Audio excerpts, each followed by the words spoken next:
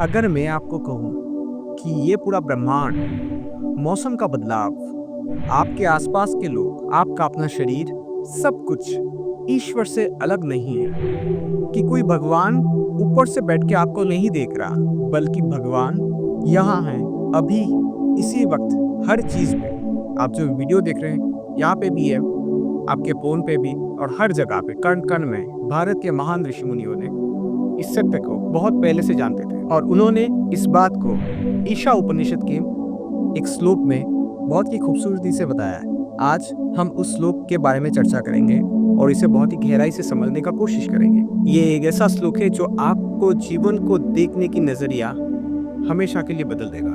तो चलिए शुरू करते हैं। ओम ईशावास्यामिदं सर्वं यत् किंच जगतं जगत् तेन याक्केन भुंजित माकृत कस्यास्विधानम। इस श्लोक का अर्थ सरल है, फिर भी ये अस्तित्व के गहरे रहस्य को प्रकट करता है। इसका मतलब यह है, ये सब जो भी चलता या स्थिर है, ईश्वर में व्याप्त प्यार द्वारा आनंद ले, दूसरों की संपत्ति की लालसा मत करें। इस श्लोक की पहली पंक्ति हमारे पारंपरिक विश्वासों को हिला देता है। यह हमें बताती है कि हर वो सजीव या निर्जीव, अच्छा या बुरा, चलायमान या स्थिर, दिव्यता से भरी हुई है, लेकिन हम इसे देख नहीं पाते। हम भगवान की कल्पना ऐसे व्यक्ति के रूप में करते हैं जो स्वर्ग में बैठा है, जिसको खुश करने की बहुत जरूरत है, जो हमें इनाम और सजा देते हैं। लेकिन उपनिषद कहता है नहीं, भगवान कोई व्यक्ति नहीं है, भगवान यह संसार से अलग नहीं है, भगवान इस अस्तित्व के हर चीज में है। इनफैक्ट ये पूरा अस्तित्व ही दिव्य है, उसके बिना और कुछ है ही नहीं, हर चीज पे परमात्मा है। लेकिन अगर सब कुछ दिव्य है तो ये प्रश्न उठता है कि बुराई का काम क्या है। ये जो गलत लोग होते हैं, जैसे कि ओसामा बिन लादेन या हिटलर, क्या इनमें भी ईश्वर है? अगर ईश्वर हर जगह है, क्या बुरी चीजों में भी दिव्यता हो सकती है? इसे समझने के लिए हम विज्ञान का उदाहरण लेते हैं। क्वांटम फिजिक्स के वैज्ञानिक से पूछे, क्या ओसामा बिन लादेन के शरीर में परमाणु और अणु थे, मतलब एटॉम थे? क्या उसका शरीर भी एटॉम से बना हुआ था? क्या उसमें भी, उसके एटॉम में भी ऊर्जा थी?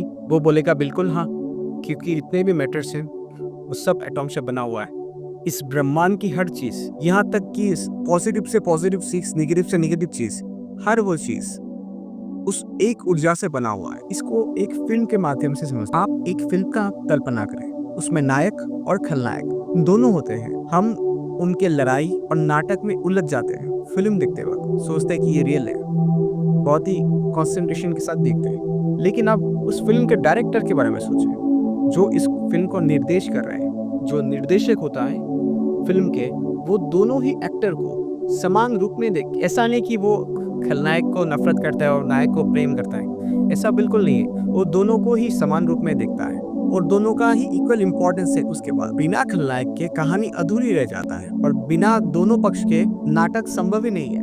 उपनिषद हमें बताती है कि वास्तविकता अच्छाई और बुराई के मानव निर्मित विचारों से परे है। ब्रह्मांड केवल जैसा है वैसा ही है, द्वैत से परे है, मतलब डुअलिटी से परे है। और जब आप इस द्वैत से ऊपर उठते हैं, जब आप इस डुअलिटी से ऊपर उठते हैं, तब आपको सच्चाई दिखाई देती है। जो सत्य है वो दिखाई देती है, और उसी सत्य को हम परमात्मा, और वो हर चीज में है।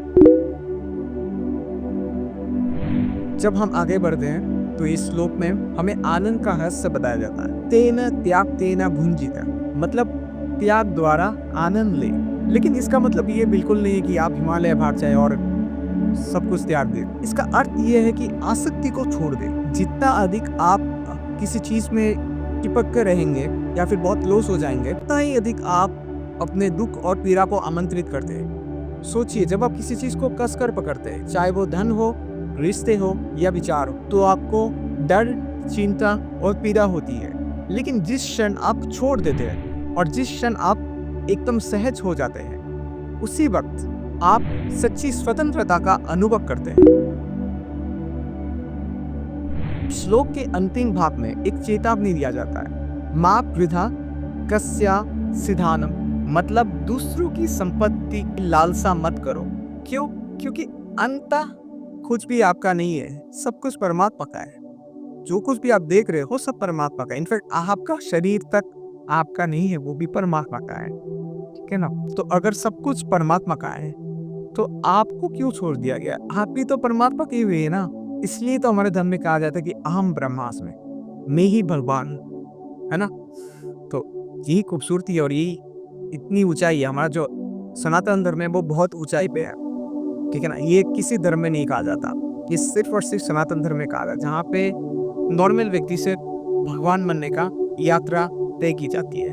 और ये पूरा धर्म अगर हिंदुस्तान में देखेंगे हर जगह में कोई ना कोई मिल जाएगा जो इस बात को सिद्ध करता है। हर जगह में कोई ना कोई एनलाइटेड व्यक्ति मिल ही जाएगा जो नॉर्मल थे, नॉर्मल से परमात्मा हुए, और उनको हम भगवान की दर्जा देते हैं, चाहे वो रामकृष्ण परमहंस हो, चाहे वो कबीर हो, चाहे वो शंकराचार्य हो। ऐसे बहुत लोग हैं इस देश में जिन्होंने इस बात को सिद्ध किया है, और यही तो सनातन धर्म की खूबसूरती है और ऊंचाई है। अब हम श्लोक पे आते हैं, है ना।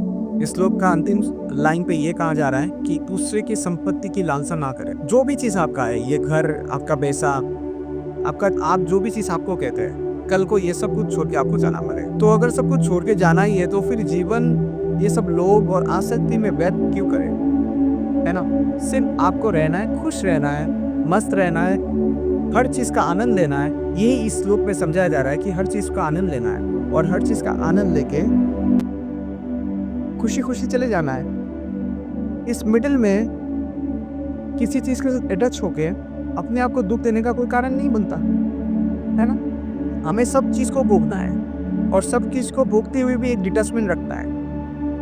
यही बात कहा जा रहा है श्लोक में। ये समझिए कि आप पहले से ही पूर्ण हैं, धरती का हर चीज आपका है। आनंद लेने के लिए किसी चीज का मालिक नहीं बनना पड़ता, आप बस उस चीज को होने दे, वो जैसा है वैसा उसको रहने दे और पूर्णता का अनुभव करें। ईशा उपनिषद हमें सिर्फ ज्ञान नहीं देता, ये हमें सोचने का एक नया तरीका देता है। जब आप हर चीज में परमात्मा को देखते हैं और सिर्फ ये देखता नहीं, ये अपने अंदर अनुभव करना है जो सत्य है, तब आपके जीवन अपने आप बदल जाता है। आप हमेशा खुश रहते हैं, आप में अंदर कभी भी नफरत नहीं होता, ना आप खुद दुखी होते हैं ना आप किसको दुख देते हैं। तो अगर आपने अब तक इस वीडियो को देखा और इस खूबसूरत श्लोक को समझा, तो आपके लिए इस श्लोक का क्या मायने है कमेंट सेक्शन में ज़रूर बताइए। और इस वीडियो को लाइक, शेयर और चैनल को सब्सक्राइब करना बिल्कुल ना भूलें, क्योंकि आप जब ये करते हैं तो ये वीडियो ज़्यादा से ज़्यादा लोग तक पहुंचता है, और जब ये सब पॉजिटिव चीज़ें ज़्यादा लोग तक पहुंचता है तब ये दुनिया और भी ज़्यादा खूबसूरत होता है। तो हम चाहते हैं कि आपकी हेल्प से इस खूबसूरत सा दुनिया को और भी ज़्यादा खूबसूरत बनाया जाए, है ना। नमस्कार।